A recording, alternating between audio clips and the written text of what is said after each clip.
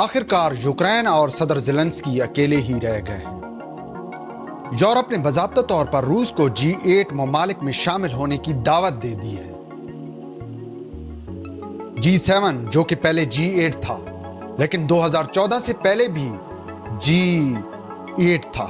2014 میں جب روس نے کریمیا پر حملہ کیا تو اس وقت یورپ نے روس کی رکنیت منسوخ کر دی، جس کی وجہ سے G7 بن گیا۔ صدر ٹرمپ نے واضح طور پر کہہ دیا ہے کہ زیلنسکی کے پاس جیتنے کے کارڈ نہیں ہیں۔ I said, you don't have the cards. اب یہاں پر یہ سوال پیدا ہوتا ہے کہ زیلنسکی اور یوکرین کا کیا مستقبل ہوگا، اور صدر ٹرمپ کے 28 نکاتی پلان کے بعد کیا یوکرین اکیلے جنگ جاری رکھ پائے گا یا پھر یوکرین مکمل طور پر روس کے سامنے سرنڈر کر دے گا۔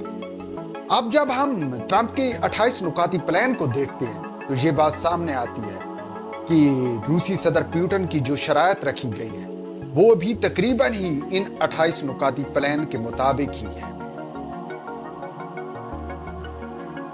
یوکرین کبھی بھی نیٹو کا ممبر نہیں بنے گا، یہ صدر ٹرمپ نے اپنے 28 نکاتی پلان میں کہا ہے۔ اس کے علاوہ یوکرین اپنے کانسٹیٹیوشن میں باقاعدہ طور پر یہ شک شامل کرے گا کہ یوکرین کبھی بھی نیٹو کا حصہ نہیں بنے گا، اور نہ ہی نیٹو کبھی یوکرین کو اپنا حصہ بنائے گی۔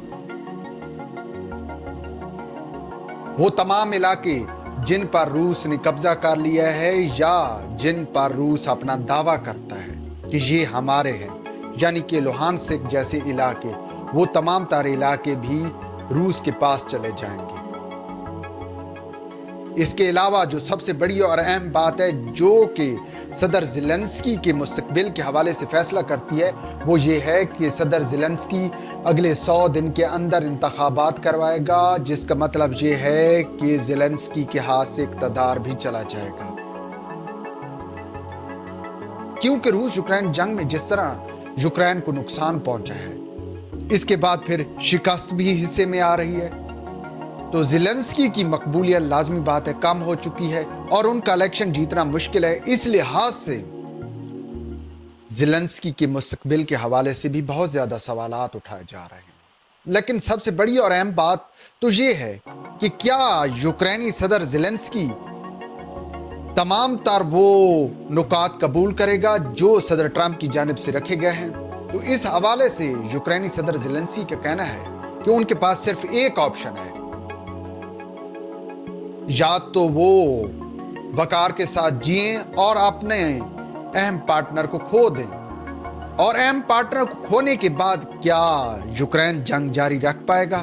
تو اس کا جواب نہیں میں ہے، کیونکہ یہ جنگ یوکرین نے امریکہ کی مدد سے ہی لڑی ہے اور لڑ رہے ہیں۔ فروری 2022 سے لے کر 2024 تک ایک اعداد و شمار کے مطابق امریکہ کی جانب سے یوکرین کو $182 بلین کی امداد کا اعلان کیا گیا ہے، جس میں سے کم و بیش $85 ارب تک یوکرین کو دیے گئے ہیں مالی امداد کے طور پر، اور اگر عسکری امداد کی بات کی جائے تو امریکہ کی جانب سے یوکرین کو $65 بلین کی امداد دی گئی ہے۔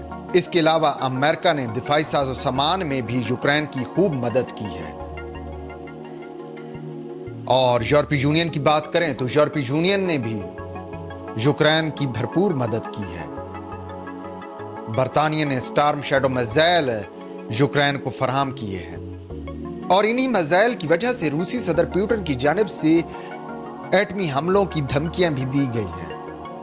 اب یہی وہ نقطہ ہے جس پر یہی کہا جا سکتا ہے کہ یوکرین امریکہ کی مدد کے بغیر ایک دن بھی جنگ جاری نہیں رکھ سکتا ہے، اور اس کے علاوہ یوکرین یعنی کہ صدر زیلنسکی کے پاس کوئی اور آپشن بھی نہیں،